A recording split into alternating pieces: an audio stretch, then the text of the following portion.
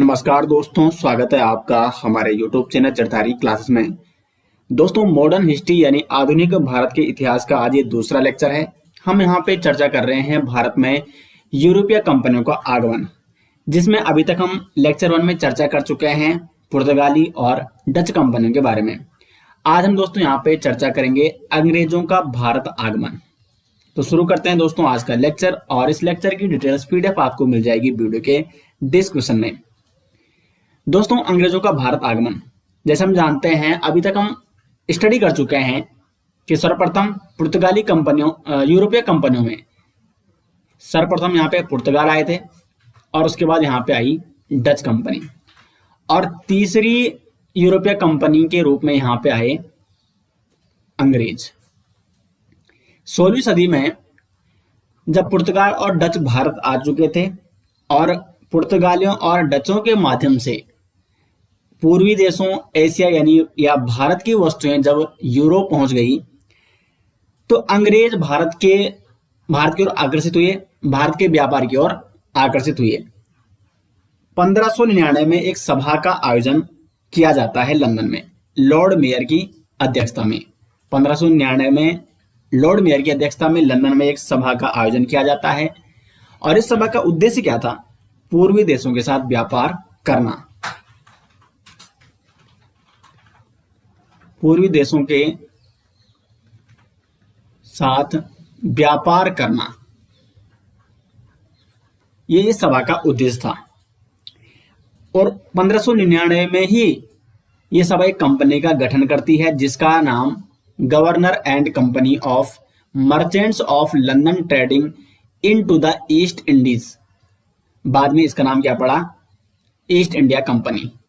ये इस कंपनी का नाम था, जिसको बाद में ईस्ट इंडिया कंपनी के नाम से जाना गया।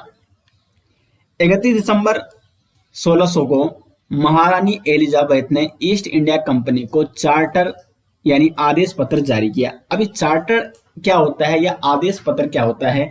ये एक अधिकार पत्र होता है, अधिकार पत्र, और एक कंपनी को दिया जाता था, यानी कंपनी जिस क्षेत्र में, जिस एरिया में व्यापार करना चाहती है, तो उस एरिया का अधिकार पत्र या चार्टर या आदेश उसको दिया जाता था, और दूसरी कंपनी वहां पर व्यापार नहीं कर सकती, यानी एकाधिकार। इसको एकाधिकार पत्र भी कहा जा सकता है। जो चार्टर पत्र था इसको एकाधिकार पत्र भी कहा जाता था। यानी ईस्ट इंडिया कंपनी को महारानी एलिजाबेथ के माध्यम से 31 दिसंबर 1600 को भारत में या पूर्वी देशों के साथ व्यापार करने के लिए एकाधिकार पत्र प्राप्त हो गया। अब ईस्ट इंडिया कंपनी के अलावा और कोई अंग्रेज कंपनी इस क्षेत्र में व्यापार नहीं कर सकती। केवल ये एकाधिकार किसको प्राप्त हुआ? ईस्ट इंडिया कंपनी को। उसके बाद ईस्ट इंडिया कंपनी जो कि चलती है भारत की ओर अग्रसर होती है, और पहला जहाज जिसका कैप्टन था विलियम हॉकिंस, हेक्टर नामक जहाज जिसका कैप्टन था विलियम हॉकिंस, ये 1608 में पहुंचता है सूरत बंदरगाह। जब ये सूरत बंदरगाह पहुंचता है, तो सूरत जो कि गुजरात में है, और गुजरात उस समय किसके अधिकार में आता था? मुगलों के अधिकार में आता था, और इस समय मुगल शासक था जहांगीर।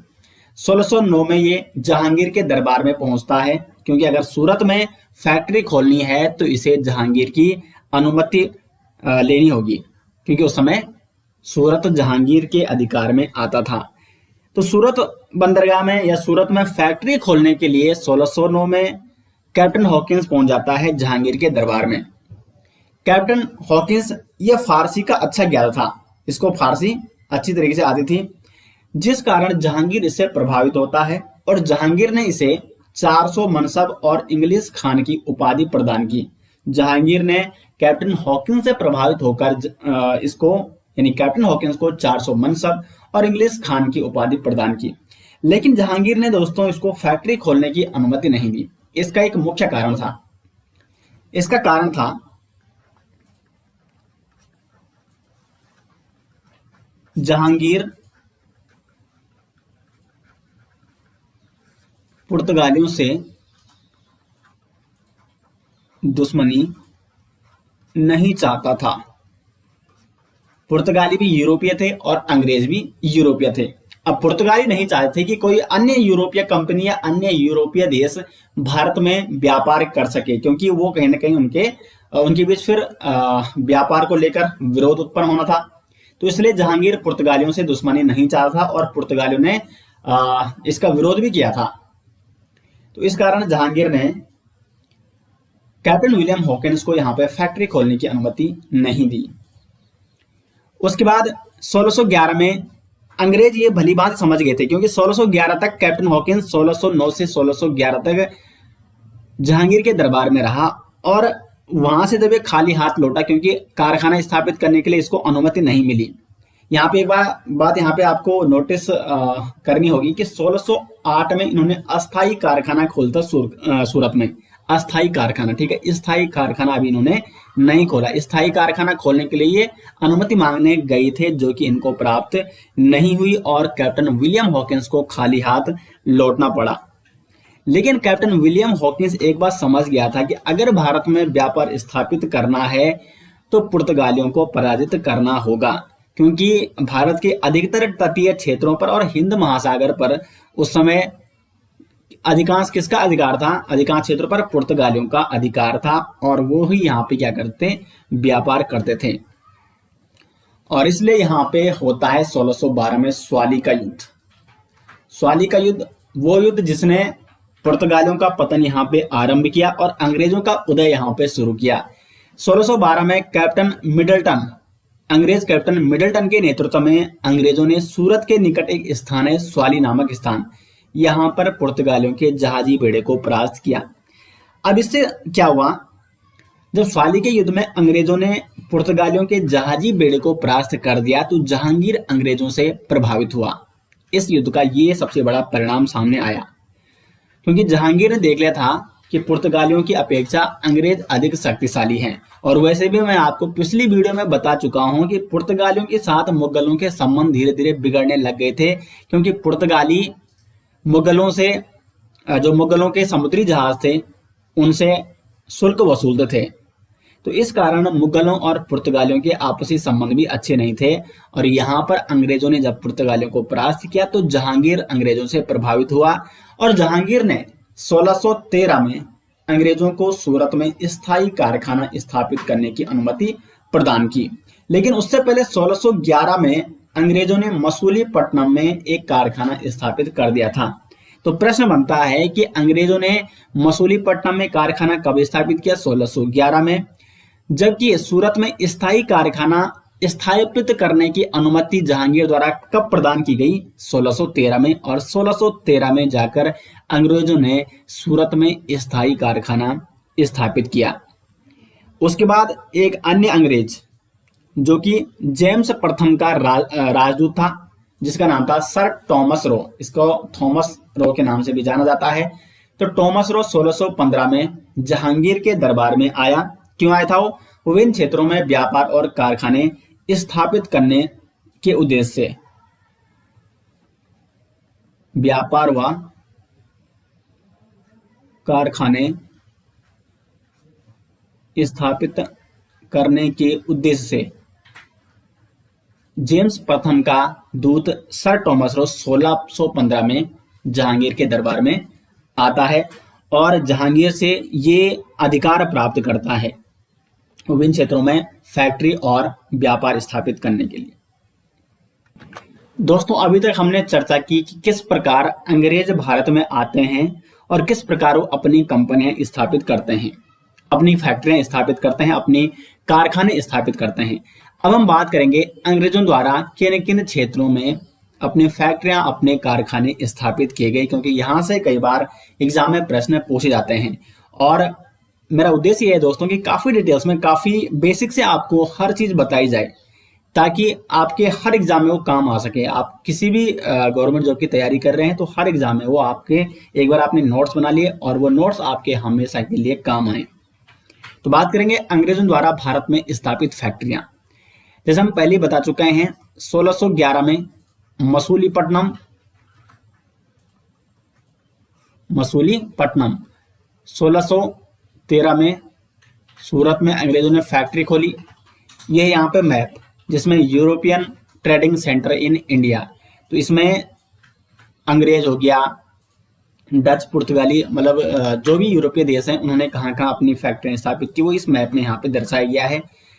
यहाँ पे मसूलीपट्टनम है, ये है मसूलीपट्टनम, यहाँ पे डचों ने भी कंपनी खोली थी और अब अंग्रेजों ने भी यहाँ पे अपनी कंपनी स्थापित की है 1611 में। यह यहाँ पे सूरत, सूरत में अंग्रेजों ने 1613 में स्थायी कारखाना स्थापित किया और 1625 में अंग्रेजों ने सूरत में किलेबंदी भी कर दी। अब देखो इन्होंने पहली फैक्ट्री खोलने की अनुमति मांगी, फैक्ट्री खोली और अब धीरे धीरे उस क्षेत्र पर एक किलेबंदी भी करने लग गए हैं। 1632 में गोलकुंडा शासक ने इन्हें स्वतंत्रता पूर्वक व्यापार करने की अनुमति प्रदान की गोलकुंडा में। तो गोलकुंडा में इन्होंने फैक्ट्री कब खोली? 1632 में अंग्रेजों ने। उसके बाद 1633 में कंपनी ने उड़ीसा के बालासोर में कारखाना खोला।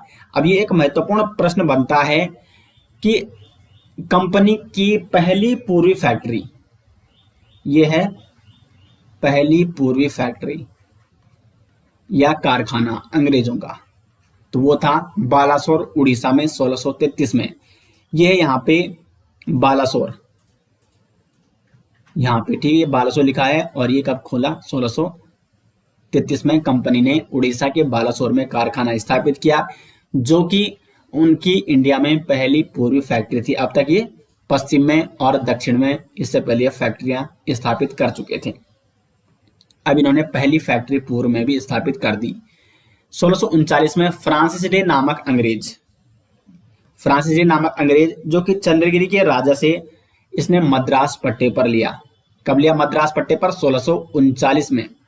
लेकिन शुरुआत में अंग्रेजों ने राजा को शुल्क दिया, आधा सीमा शुल्क प्रदान किया, लेकिन कुछ समय बाद इन्होंने वहां के शासक से मद्रास को छीन लिया और मद्रास पर भी अधिकार कर लिया। तो मद्रास पर भी अब किसका अधिकार हो गया है? अंग्रेजों का अधिकार हो गया है। फिर 1651 में कंपनी ने हुगली में अपना कारखाना स्थापित किया। ये भी इंपॉर्टेंट है। हुगली में कारखाना कब स्थापित किया? 1651 में। 1669 में बंबई में कारखाना स्थापित किया। बंबई की एक अलग स्टोरी, इसको भी मैं अभी आपको आगे बताने वाला हूं। तो 1669 में बंबई में भी कारखाना स्थापित किया और 1687 में ईस्ट इंडिया कंपनी ने अपना मुख्यालय सूरत से बंबई स्थानांतरित किया, क्योंकि अब बंबई भी किसके अधिकार में आ चुका है? अंग्रेजों के अधिकार में। अब बंबई की स्टोरी जान लेते हैं कि बंबई आखिरकार अंग्रेजों को किस प्रकार प्राप्त हुई। बंबई पर पहले किसका अधिकार था? पुर्तगालियों का। अब 1661 में ब्रिटेन सम्राट थे उस समय चार्ल्स द्वितीय, इन्होंने पुर्तगाल की राजकुमारी कैथरीन से विवाह किया। अब जब विवाह हुआ तो पुर्तगालियों ने चार्ल्स द्वितीय को दहेज के रूप में बंबई शहर दिया। अब बड़ी रोचक बात है दोस्तों कि शादी हो रही है दो यूरोपीय देशों के बीच, लेकिन दहेज में दिया जा रहा है इंडिया का एक शहर बंबई। तो पुर्तगालियों ने चार्ल्स द्वितीय को बंबई शहर दहेज में दिया और फिर 1668 में चार्ल्स द्वितीय ने बंबई को 10 पाउंड के वार्षिक लीज पर कंपनी को सौंप दिया। तो बंबई कंपनी को कब मिला? 1669 में, और यहाँ पर इन्होंने अपना कारखाना स्थापित किया। तो आप समझ गए होंगे यहाँ पे कि किस प्रकार अंग्रेजों को बंबई प्राप्त हुआ दहेज के रूप में। तो यहाँ तक उम्मीद करते हैं दोस्तों कि आपको अच्छे प्रकार से समझ में आ गया होगा। और फिर 1687 में ईस्ट इंडिया कंपनी ने अपना मुख्यालय सूरत से बंबई स्थापित कर दिया। इससे पहले 1686 में 1686 में इस समय मुगल बादशाह था औरंगजेब ने 1686 में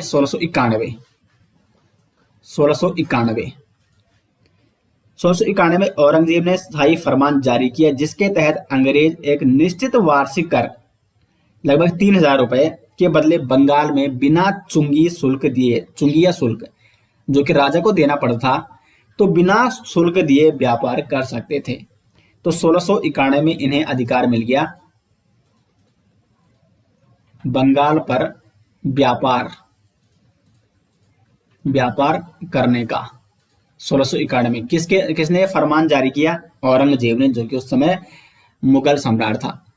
तो 1691 तक दोस्तों अंग्रेजों के पास 3 मुख्य शहर आ गए थे, मुख्य क्षेत्र। मद्रास 1639 में, बम्बई 1669 में, और बंगाल जिस पर अधिकार इन्हें प्राप्त हो गया था व्यापार करने का 1691 में। तो ये 3 सबसे प्रमुख क्षेत्र इस समय अंग्रेजों के पास आ चुके थे और यहाँ पर इन्होंने अपनी फैक्ट्रियां स्थापित की और यहाँ पर ये व्यापार करते थे। लेकिन अभी तक ये भारतीय राज्यों के आंतरिक या राजनीतिक मामलों में हस्तक्षेप नहीं करते, ये अभी केवल क्या कर रहे थे, व्यापार कर रहे थे। उसके बाद 1691 में, जैसे मैं आपको बता चुका हूं, बंगाल पर इन्हें व्यापार करने का अधिकार प्राप्त हुआ और 1698 में एक महत्वपूर्ण और घटना घटती है। 1698 में 1698 में एक जमींदार था इब्राहिम खां। इब्राहिम खां जिसके पास 3 गांवों की जमींदारी थी। ये तीनों गांव बंगाल में थे, सुतनावी, कलिकाता और गोविंदपुर। तो इब्राहिम खान ने 1698 में कंपनी को सुतनावी, कलिकाता और गोविंदपुर नामक 3 गांवों की जमींदारी प्राप्त करवा दी। तो 1698 में सुतनावी, कलिकाता और गोविंदपुर नामक 3 गांवों की जमींदारी प्राप्त होती है कंपनी को, और इन 3 गांवों को मिलाकर जॉब चार्नक ने कलकत्ता की नींव रखी। तो कलकत्ता की नींव किस अंग्रेज द्वारा रखी गई थी? महत्वपूर्ण प्रश्न ये पूछा जाता है, जॉब चार्नक द्वारा। और यहाँ पर अंग्रेजों ने फोर्ट विलियम नामक किला बनाया और चार्ल्स आयर को कलकत्ता का प्रथम प्रेसिडेंट नियुक्त किया, और इस प्रकार कलकत्ता बना अंग्रेजों का प्रथम प्रेसिडेंसी शहर। अंग्रेजों का प्रथम प्रेसिडेंसी शहर ये बना कलकत्ता, जहां पर इन्होंने प्रथम बार एक प्रेसिडेंट जिसका नाम था चार्ल्स आयर, इसको नियुक्त किया। तो कलकत्ता का प्रथम प्रेसिडेंट कौन था? वो था चार्ल्स आयर। और कलकत्ता की नींव किसने रखी? जॉब चार्नक ने, 3 गांवों को मिलाकर, सुतनावी, कलिकाता और गोविंदपुर, और इसी कलिकाता से पड़ा नाम कलकत्ता। तो उम्मीद करते हैं दोस्तों यहां तक आपको समझ में आ गया होगा। उसके बाद 1717 में, क्योंकि इस समय औरंगजेब की मृत्यु हो चुकी थी, और 1717 में मुगल बादशाह था फर्रुखसियार। अब देखो, अब मुगल साम्राज्य यहाँ पे अपने पतन की ओर था। तो 1717 में मुगल बादशाह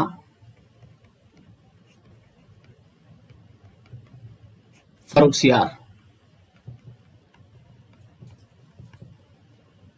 इसने एक शाही फरमान जारी किया। शाही फरमान किसके लिए? अंग्रेजों के लिए। अब क्या था इस शाही फरमान में? एक तो कंपनी निश्चित वार्षिक कर देकर बंगाल में मुक्त रूप से व्यापार कर सकती थी।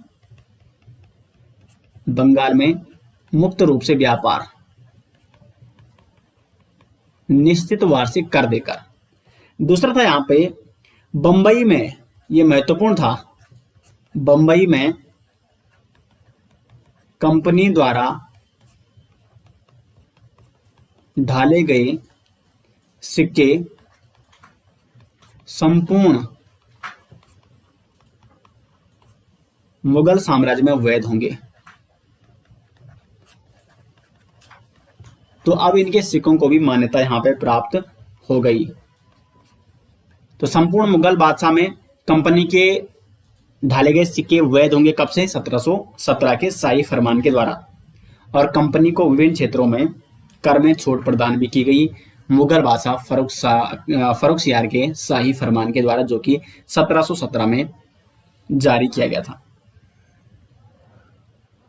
तो ये रहा दोस्तों यहाँ पे ब्रिटिश किस प्रकार यहाँ पे आए और यहाँ पर इन्होंने अपनी फैक्ट्रियां खोली, और किस प्रकार इनका शुरुआती जो लगभग 100 साल वो किस प्रकार इन्होंने यहाँ पे अपने बिताए। अब इनके बारे में आगे तो काफी चर्चाएं होंगी, क्योंकि पूरा मॉडर्न हिस्ट्री में अधिकांश जो चर्चा हम करेंगे वो ब्रिटिशर्स के बारे में ही करेंगे। Britishers viceroy, Britishers governor general, और फिर स्वतंत्रता आंदोलन, उनमें भी। तो अभी हम यहाँ पे जो चर्चा कर रहे हैं, हम यूरोपीय कंपनियों का भारत आगमन कर रहे हैं, तो किस प्रकार अंग्रेज यहाँ पे भारत आए इसके बारे में हमने यहाँ पे डिस्कस कर लिया है। अब आगे बढ़ते हैं यहाँ पे और बात करते हैं दूसरी यूरोपीय कंपनी के बारे में। नेक्स्ट जो यूरोपीय कंपनी भारत में आई वो थे डेनिस। अब देखो यहाँ पे क्रम आप याद रखते जाओ, पुर्तगाली, फिर आए डच, फिर आए अंग्रेज, फिर आए डेनिस और अंत में आएंगे फ्रांसीसी। ये क्रम आपको नोट करना है। डेनिस ये डेनमार्क के व्यापारी थे और 1616 में ये भारत आते हैं। 1620 में डेनिसों ने तंजौर जिले के त्रेकोबार, जो कि वर्तमान में श्रावणकोर के नाम से जाना जाता है और वर्तमान तमिलनाडु में है ये, तो यहाँ पर इन्होंने अपनी प्रथम फैक्ट्री स्थापित की। डेनिस ने अपनी पहली व्यापारिक फैक्ट्री भारत में 1620 में त्रेकोबार में या श्रावणकोर में स्थापित की। 1676 में इन्होंने बंगाल के सेरामपुर में अपनी दूसरी फैक्ट्री खोली, लेकिन डेनिस यहाँ पर ये ज्यादा समय तक नहीं रहे और 1745 में डेनिस अपनी सभी फैक्ट्री ब्रिटिश कंपनी को बेचकर चले गए।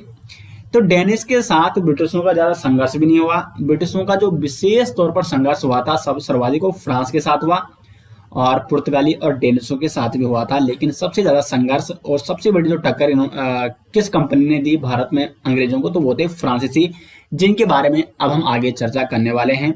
तो डेनिस भी यहाँ पे इतना ही था डेनिसों के बारे में, क्योंकि ये अधिक समय तक भारत में नहीं रहे और 1745 में डेनिस कंपनी ने अपनी सभी फैक्ट्रियां किसे बेच दी, तो वो ब्रिटिश ईस्ट इंडिया कंपनी को। नेक्स्ट जो यूरोपीय भारत में आए वो थे फ्रांसीसी। तो अब हम चर्चा करेंगे फ्रांसीसियों का भारत आगमन। फ्रांस में लुई 14वां का शासनकाल था, लगभग 1600 के आसपास, 1664 में, और लुई 14वां के एक मंत्री थे कोलबर्ट।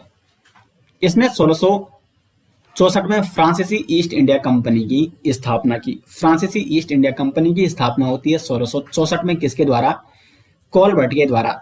1667 में फ्रांसीसी कैरोल नामक एक व्यक्ति था, ये फ्रांसीसी था और इसकी अध्यक्षता में फ्रांसीसी दल भारत पहुंचता है।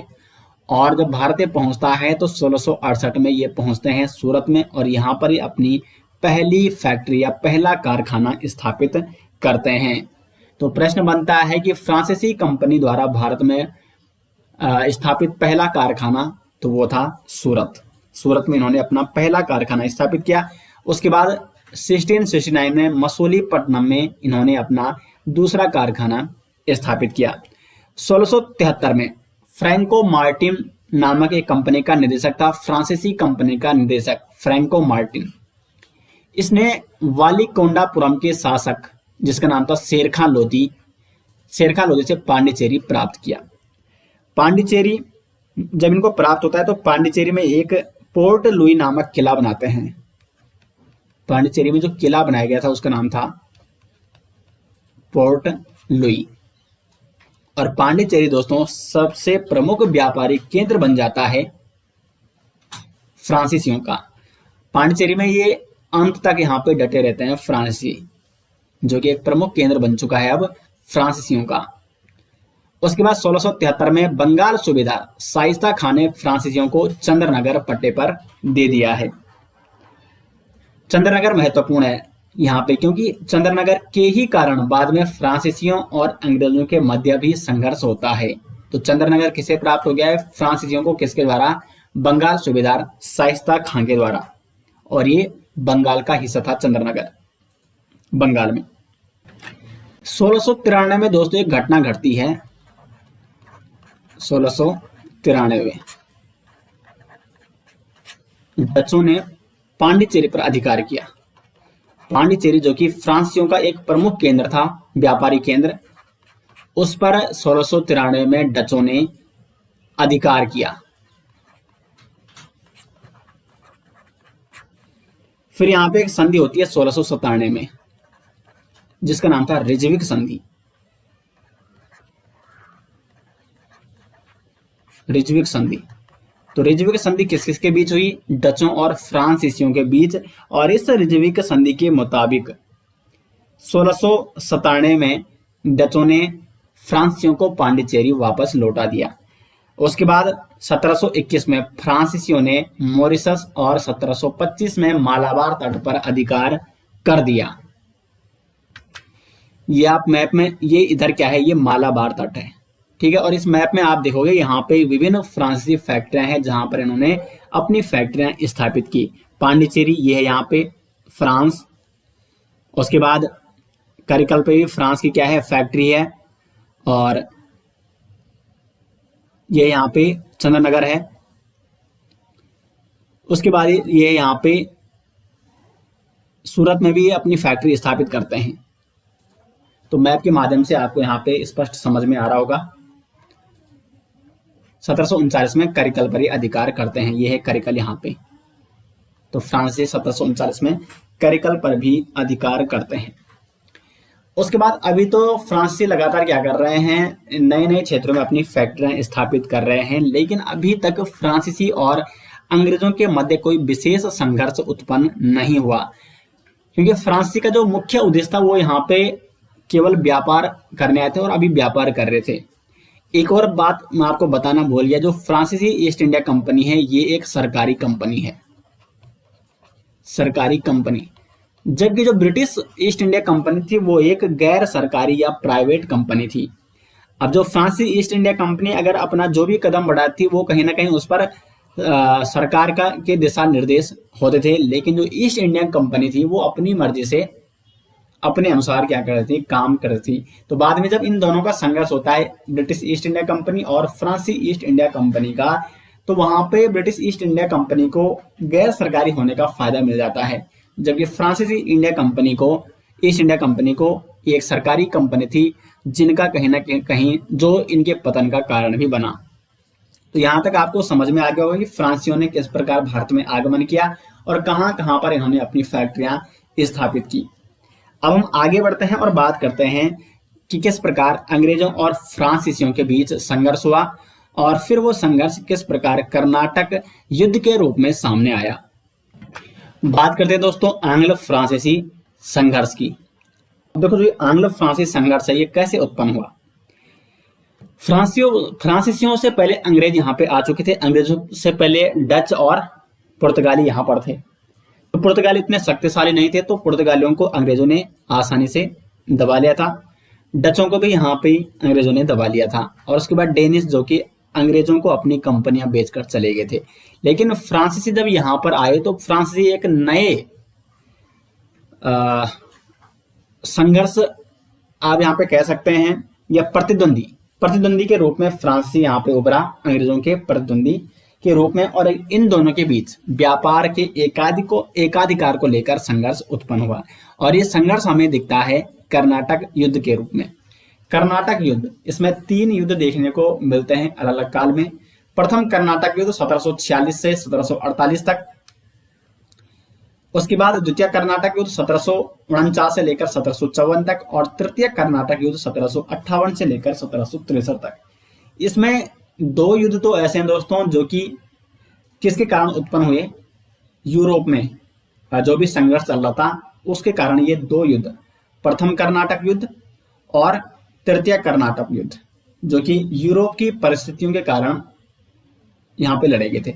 जबकि जो द्वितीय कर्नाटक युद्ध था उसकी पृष्ठभूमि भारत में थी। भारत में जो परिस्थितियां थी उस समय, उसके कारण ये लड़ा गया था। तो प्रश्न बन सकता है कि कर्नाटक युद्ध में ऐसा कौन सा युद्ध है जो कि भारत की परिस्थितियों के कारण लड़ा गया था या भारत में उसकी पृष्ठभूमि थी, तो वो था द्वितीय कर्नाटक युद्ध। तो एक एक करके हम इनके बारे में चर्चा करते हैं। सबसे पहले हम बात करेंगे प्रथम कर्नाटक युद्ध के बारे में, जो कि 1746 से लेकर 1748 तक चला। इसको यहां पे इस प्रकार, प्रथम कर्नाटक युद्ध ये चला 1746 से 1748 तक। इसका कारण जान लेते हैं पहले कि इसका कारण क्या था। इसका कारण था यूरोप में ऑस्ट्रिया के उत्तराधिकारी के लिए फ्रांस और ब्रिटेन एक दूसरे के विरोधी हो गए थे। यूरोप मैंने आपको कई बार मैप में बता चुका हूं, तो वहां पे फ्रांस है, वहां पे यूके है यानी ब्रिटेन है, ऑस्ट्रिया है वहां पे यूरोप में, ये सभी यूरोपीय देश है। तो यूरोप में ऑस्ट्रिया जो देश है वहां पर उत्तराधिकारी के लिए संघर्ष चल रहा था, और इस उत्तराधिकारी में फ्रांस और ब्रिटेन ने वहां पर हस्तक्षेप किया और एक दूसरे के विरोधी हो गए। और जब यूरोप में फ्रांस और भारत में संघर्ष चल रहा है तो फ्रांसीसी कंपनी और ब्रिटेन की कंपनी दोनों भारत में व्यापार कर रही हैं, तो इसका प्रभाव भारत में भी पड़ता है और दोनों का यहाँ पे विरोध शुरू हो जाता है और संघर्ष शुरू हो जाता है। तो इसका कारण था, या इसकी जो पृष्ठभूमि थी वो थी यूरोप में ऑस्ट्रिया। ऑस्ट्रिया में दोस्तों आपको मिस्टेक नहीं करनी, ऑस्ट्रेलिया अलग है और ऑस्ट्रिया अलग है। ऑस्ट्रिया यूरोप में है, तो यूरोप में ऑस्ट्रिया के उत्तराधिकारी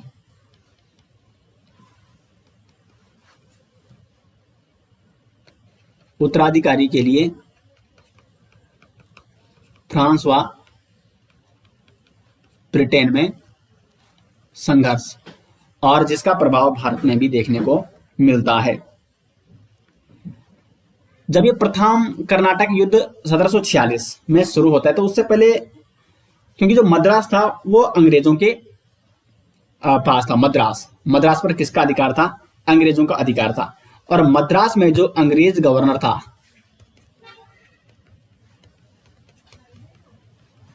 इस समय, इसका नाम था मोर्स। अब जैसे हम आपको बता चुके हैं कि यूरोप में संघर्ष चल रहा है, तो उस समय ब्रिटेन का जो पूरा फोकस था वो यूरोप में था, जिस कारण इनका मद्रास में कोई भी जहाजी बेड़ा नहीं था, और इसका फायदा उठाया गवर्नर डुप्ले ने। डुप्ले के बारे में आपको बताना भूल चुका हूं। डुप्ले ये क्या था? एक फ्रांसीसी गवर्नर बनके कब बना फ्रांसीसी गवर्नर भारत में? 1742 में। और जैसे ही डुप्ले फ्रांसीसी गवर्नर बनता है तो डुप्ले अत्यंत महत्वाकांक्षी था और ये चाहता था कि भारत में फ्रांसीसी और अधिक शक्ति के रूप में उभरे, और यहाँ पर ये अपना प्रसार करना चाहता, कंपनी का प्रसार करना चाहता था डुप्ले। ये फ्रांसीसी गवर्नर था अभी भारत में। तो दोनों युद्धों के समय ये फ्रांसीसी गवर्नर है, और इस समय जब तक ये फ्रांसीसी गवर्नर रहता है डुप्ले, तब तक दोनों युद्धों में कहीं ना कहीं फ्रांस एक बड़ी शक्ति के रूप में उभरा और इन्होंने अंग्रेजों का मुकाबला किया। तो यहाँ पे मैं मद्रास की बात कर रहा था। मद्रास में 1746 में मोर्स अंग्रेजों का यहाँ पे गवर्नर था मद्रास में, और मद्रास पे कोई जहाजी बेड़ा न होने के कारण अंग्रेजों का फ्रांसीसियों ने इसका फायदा उठाया, और गवर्नर डुप्ले ने कर्नाटक का नवाब उस समय था अनवरुद्दीन, क्योंकि जो ये पूरा क्षेत्र है, ये जो पूरा क्षेत्र इस समय कर्नाटक कहला रहा था ये क्षेत्र, ठीक है, और इसी में आता मद्रास। तो कर्नाटक का नवाब था अनवरुद्दीन जो कि कर्नाटक का नवाब है। तो डुप्ले और अनवरुद्दीन ने यहां पर मिलकर क्या कर दिया? मद्रास पर अधिकार कर लिया। डुप्ले ने अनवरुद्दीन को कहा था कि मद्रास पर अधिकार करने के बाद वो अनवरुद्दीन को मद्रास लौटा देगा, क्योंकि मद्रास कर्नाटक में आता था। लेकिन जब डुप्ले ने मद्रास पर अधिकार कर लिया, मद्रास पर अधिकार किया, और जब अधिकार कर लिया तो उसने अनवरुद्दीन को मद्रास नहीं लौटाया। वो जो उसने वादा किया था उससे वो मुकर गया। अब जो अनवरुद्दीन है ये डुप्ले का क्या हो जाता है? फिर इनके बीच आपस में भी मतभेद हो जाते हैं, और अनवरुद्दीन किसके साथ मिल जाता है? अंग्रेजों के साथ मिल जाता है, जो कि द्वितीय कर्नाटक युद्ध में ये एक बड़ी वजह होगी। तो कर्नाटक नवाब अनवरुद्दीन ने क्या किया? अपने पुत्र महफूज खां, ये डिटेल्स नोट्स दोस्तों आपको वीडियो के डिस्क्रिप्शन में आपको इसके डिटेल्स नोट्स मिल जाएगी, तो वहां पर डिटेल्स में ये लिखा गया है, ठीक है। महफूज खां जो कि अनवरुद्दीन का पुत्र था, इसने अपने पुत्र को भेजा डुप्ले के विरुद्ध, यानी फ्रांसीसियों के विरुद्ध, क्योंकि मद्रास अनवरुद्दीन को नहीं लौटाया डुप्ले ने। तो महफूज खां गया फ्रांसीसियों से लड़ने एक विशाल सेना लेकर, और फ्रांसीसी सेना का नेतृत्व इस समय कर रहा था कैप्टन पैराडाइज। यह युद्ध लड़ा गया अड्यार नदी के किनारे, अड्यार नदी, के किनारे युद्ध लड़ा गया फ्रांसीसियों के बीच, और कर्नाटक शासक अनवरुद्दीन के पुत्र महफूज खां के विरुद्ध यह युद्ध लड़ा गया था अड्यार नदी के निकट सेंट टोमो नामक स्थान पर, सेंट टोमो स्थान। लेकिन इस युद्ध में महफूज खां के पास बहुत बड़ी सेना थी, फ्रांसीसियों के पास छोटी सेना थी। फ्रांसीसी इस युद्ध में जीत जाते हैं और महफूज खां को वहां से भागना पड़ा। अब इस चीज से फ्रांसीसियों का मनोबल बढ़ चुका था और अंग्रेजों के साथ उनका लगातार अब संघर्ष होने लग गया था। लेकिन 1748 में यूरोप में ब्रिटेन और फ्रांसीसियों के बीच युद्ध समाप्त हो जाता है। इस प्रथम कर्नाटक युद्ध का कारण क्या था? यूरोप में फ्रांस और अंग्रेजों के मध्य संघर्ष। अब जब 1748 में संघर्ष विराम हो जाता है यूरोप में, तो यहां पर भी, और ये जो युद्ध विराम था इसके पीछे एक संधि थी 1748 में, एक संधि जिसका नाम था एक्स-ला-शापेल। एक्स-ला-शापेल। और इस संधि के कारण यूरोप में भी संघर्ष रुक जाता है ब्रिटेन और फ्रांस के मध्य, और प्रथम कर्नाटक युद्ध पर भी विराम लग जाता है भारत में। और भारत में फ्रांसीसी और अंग्रेजों के मध्य जो संघर्ष चल रहा था प्रथम कर्नाटक युद्ध, वो यहाँ पे रुक जाता है। तो प्रथम कर्नाटक युद्ध जो 1746 से 48 तक लड़ा गया, ये किस संधि के मुताबिक समाप्त हुआ? एक्स-ला-शापेल। अब इस कर्नाटक का जो प्रथम युद्ध था, इसके परिणाम क्या निकले? इसका कोई विशेष परिणाम तो निकला नहीं, ना ही कोई राजनीति में कोई विशेष प्रभाव देखने को मिला था। लेकिन यहाँ पे फ्रांसीसी एक नई शक्ति के रूप में उभरे थे, क्योंकि उन्होंने इतनी बड़ी सेना को, कर्नाटक के शासक की सेना को परास्त किया और भारतीय शासकों की कमजोरी यहाँ पे दिखने लग गई थी, जिसका आगे चलकर अंग्रेजों ने पूरा फायदा उठाया। और इस एक्स-ला-शापेल की संधि के अनुसार भारत में मद्रास किसको लौटाया गया? अंग्रेजों को। मद्रास पर फ्रांसीसियों का कब्जा हो गया था, लेकिन फिर वो उन्हें अंग्रेजों को लौटाना पड़ा इस एक्स-ला-शापेल की संधि के मुताबिक। तो ये रहा दोस्तों यहाँ पे प्रथम कर्नाटक युद्ध। इसका आप स्क्रीनशॉट भी ले सकते हैं या इसके डिटेल्स नोट्स आपको वीडियो के डिस्क्रिप्शन में मिल जाएंगे। अब बात करते हैं दोस्तों द्वितीय कर्नाटक युद्ध के बारे में, जो कि 1749 से लेकर 1754 तक लड़ा गया था। और इस द्वितीय कर्नाटक युद्ध की जो पृष्ठभूमि थी, जो कारण था, वो था भारतीय परिस्थितियां।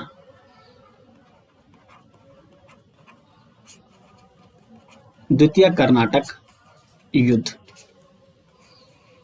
1749 से लेकर 1754, और इसका कारण था भारतीय परिस्थितियां।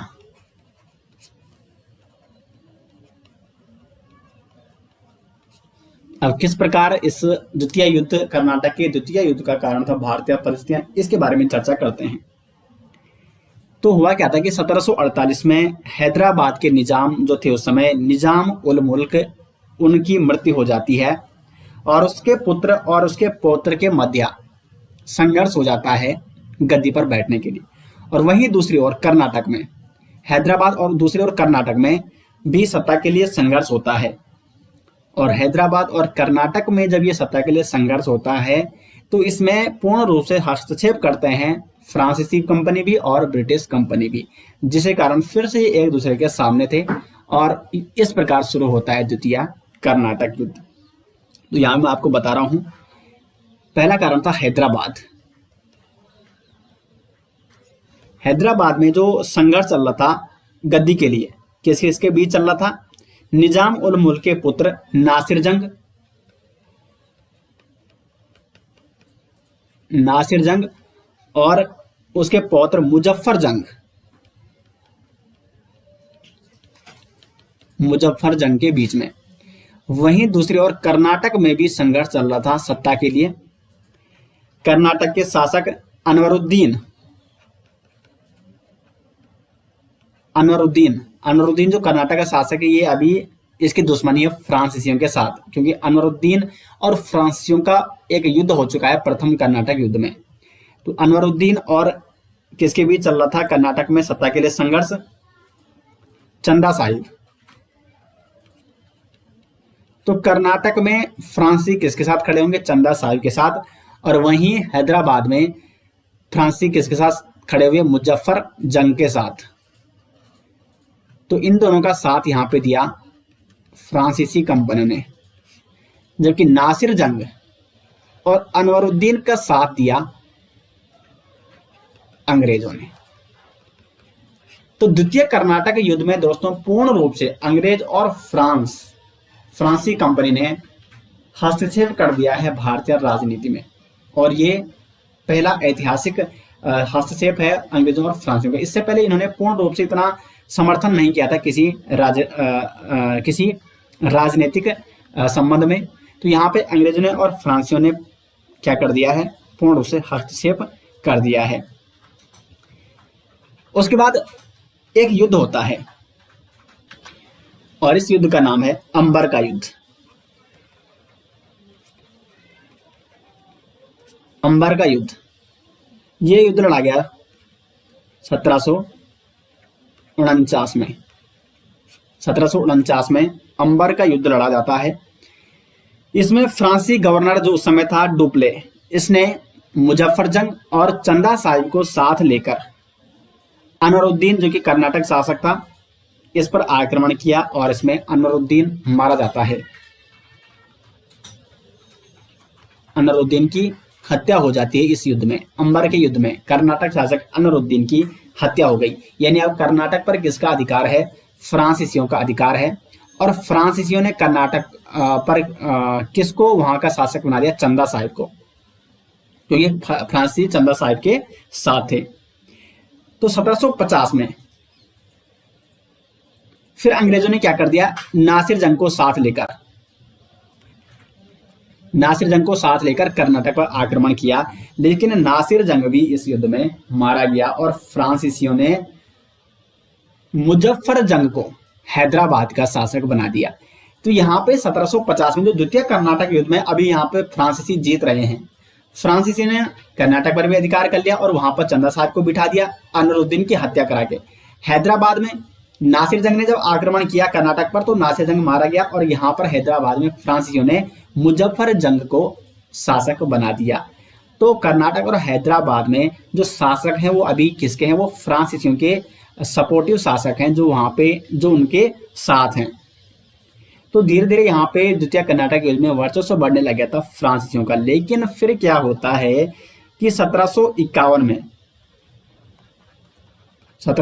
में मद्रास का गवर्नर बनाया जाता है सैंडर्स को, और सैंडर्स ने 1751 में त्रिचिन्नापल्ली पर आक्रमण किया। वहीं एक क्लर्क था रॉबर्ट क्लाइव क्या एक क्लर्क की नौकरी करता था, ब्रिटिशर्स था, लेकिन बाद में इसे क्या बनाया जाता है, एक सेनापति बनाया जाता है। और जब रॉबर्ट क्लाइव सेनापति बनता है, बाद में ये गवर्नर जनरल भी बनेगा, तो इससे जो ब्रिटिशर्स थे ये इनका वर्चस्व एकदम से बढ़ने लग गया था। तो 1751 में रॉबर्ट क्लाइव ने त्रिचिन्नापल्ली पर अधिकार किया। त्रिचिन्नापल्ली पर आक्रमण किसने किया था, सैंडर्स ने। लेकिन फिर रॉबर्ट क्लाइव ने पहले तो कर्नाटक की राजधानी अरकाटा पर आक्रमण किया और उसे अधिकार में ले लिया, और 1751 में रॉबर्ट क्लाइव ने त्रिचिन्नापल्ली पर भी अधिकार किया। और फिर जो चंदा साहिब था कर्नाटक का शासक, वो वहां से भाग जाता है और बाद में इसकी भी हत्या हो जाती है। तो अब कर्नाटक पर 1751 में किसका अधिकार है, अंग्रेजों का अधिकार है। उसके बाद इन्होंने 1753 में त्रिचिन्नापल्ली को भी पूर्ण रूप से यहाँ पे 1753 तक यहाँ पे इनका अधिकार था। लेकिन फिर फ्रांसीसी 1753 में त्रिचिन्नापल्ली पर घेरा डाल देते हैं।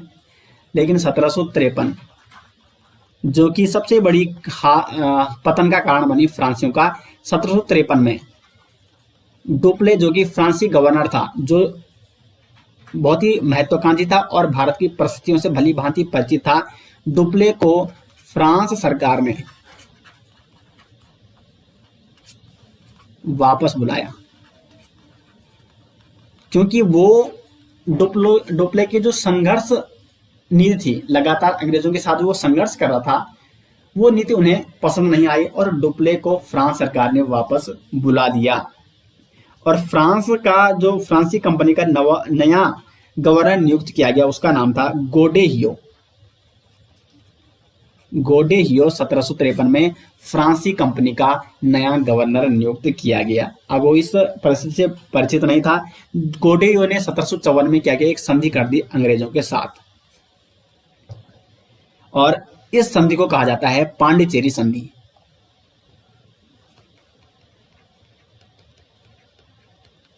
पांडिचेरी संधि किस किस के बीच हुई? गोडे हियो, ये था फ्रांसीसी गवर्नर, और अंग्रेजों के मध्य, फ्रांस और अंग्रेजों के मध्य 1754 में पांडिचेरी की संधि हुई, जिसके फलस्वरूप द्वितीय कर्नाटक युद्ध यहाँ पे समाप्त हो जाता है। और दोनों दलों ने इस संधि पर हस्ताक्षर किए और कहा कि भारतीय राज्यों के झगड़ों में वो हस्तक्षेप नहीं करेंगे।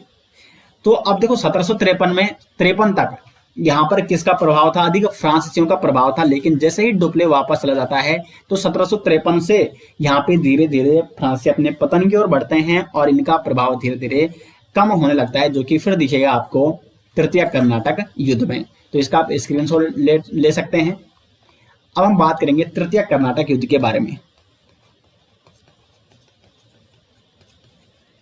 तृतीय कर्नाटक युद्ध जो कि लड़ा गया था 1758 से लेकर 1763 तक, और ये अंतिम युद्ध है आंग्ल फ्रांसीसी संघर्ष का। इसका कारण है यूरोपीय परिस्थिति, यूरोपीय परिस्थिति। यूरोप में ऑस्ट्रिया और पर्सा के बीच संघर्ष चल रहा था 1756 में, और फिर यहाँ पे फ्रांसीसी और अंग्रेज ये भी आमने सामने आ गए थे, जिसके फलस्वरूप इंग्लैंड और फ्रांस के मध्य जो यूरोप में संघर्ष चल रहा था, तो भारत में भी वो तृतीय कर्नाटक युद्ध के रूप में सामने देखने को मिलता है।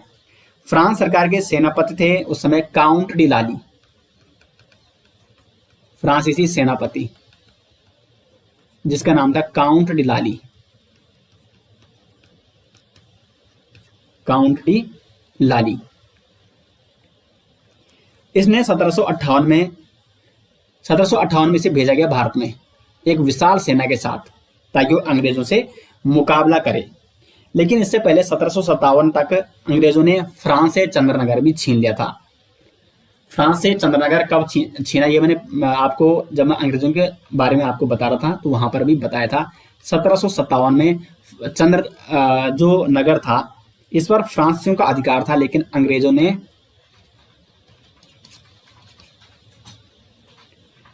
चंद्रनगर छीना।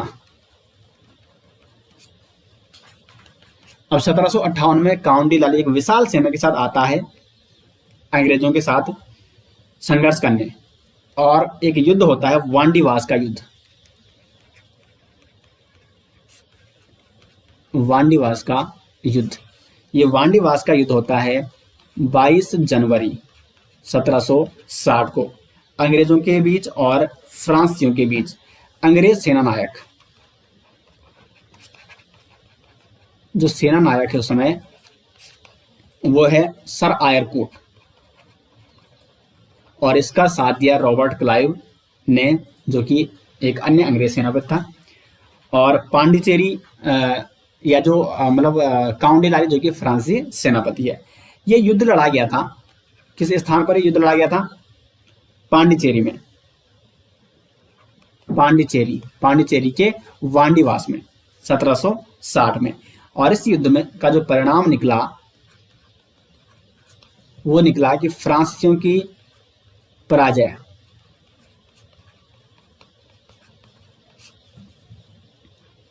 फ्रांसी पराजित हो जाते हैं वांडीवास के युद्ध में। उसके बाद 1763 में एक संधि होती है, पेरिस की संधि। यूरोप में पेरिस की संधि होती है, जिसके फलस्वरूप भारत में तृतीय कर्नाटक युद्ध को भी समाप्त किया जाता है। तो जो तृतीय कर्नाटक युद्ध है वो किस संधि के फलस्वरूप समाप्त हुआ? पेरिस की संधि। और बाद में फ्रांसीसियों को पांडिचेरी वापस लौटाया जाता है। चंद्रनगर आदि क्षेत्र जो भी फ्रांसीसियों की व्यापारिक क्षेत्र थे उन्हें अंग्रेजों द्वारा वापस लौटाया जाता है। और फिर फ्रांस से यहाँ पे, क्योंकि फ्रांसीसियों की शक्ति पूर्ण रूप से क्षीण हो चुकी थी, पूर्ण रूप से लगभग इनका पतन हो चुका था, तो अब ये अंग्रेजों के साथ संघर्ष नहीं करते हैं, संघर्ष करना छोड़ देते हैं, केवल अपना ध्यान व्यापार पर रखते हैं, और फिर धीरे धीरे इनका पतन हो जाता है। तो कंप्लीट दोस्तों में यहाँ पे जितने भी यूरोपीय कंपनी थी, पुर्तगाली, डच, अंग्रेज, डेनिश और फ्रांसीसी, मैं यहाँ पे आपको काफ़ी डिटेल्स में बता चुका हूँ। और फिर ये जो संघर्ष हुआ यूरोपीय कंपनियों के मध्य, ये भी हम यहाँ पे समझ चुके हैं। और यहाँ से हम ये बात आपको समझ में आ गई होगी कि किस प्रकार फिर अंग्रेजों ने विभिन्न क्षेत्रों पर अधिकार करके भारत में कई सालों तक आधिपत्य किया और यहाँ पर शासन किया। तो अंग्रेज यहाँ पे कर्नाटक युद्ध से एक नई शक्ति के रूप में उभरा था और आगे कई सालों तक अब अंग्रेज यहाँ पर क्या करेगा, शासन करेगा। तो फिर हम अब नेक्स्ट पार्ट में हम देखेंगे कि किस प्रकार अंग्रेजों ने भारत के सबसे जो धनी राज्य था उस समय बंगाल, वहां पर अधिकार किया, किस प्रकार उन्होंने बंगाल के नवाबों के साथ हस्तक्षेप करके उनके साथ संघर्ष किया और किस प्रकार इन्होंने बंगाल पर आधिपत्य किया। तो वो हम डिस्कस करेंगे नेक्स्ट लेक्चर में। उम्मीद करते हैं आपको लेक्चर पसंद आया। मिलते हैं दोस्तों नेक्स्ट लेक्चर से, तब तक के लिए धन्यवाद।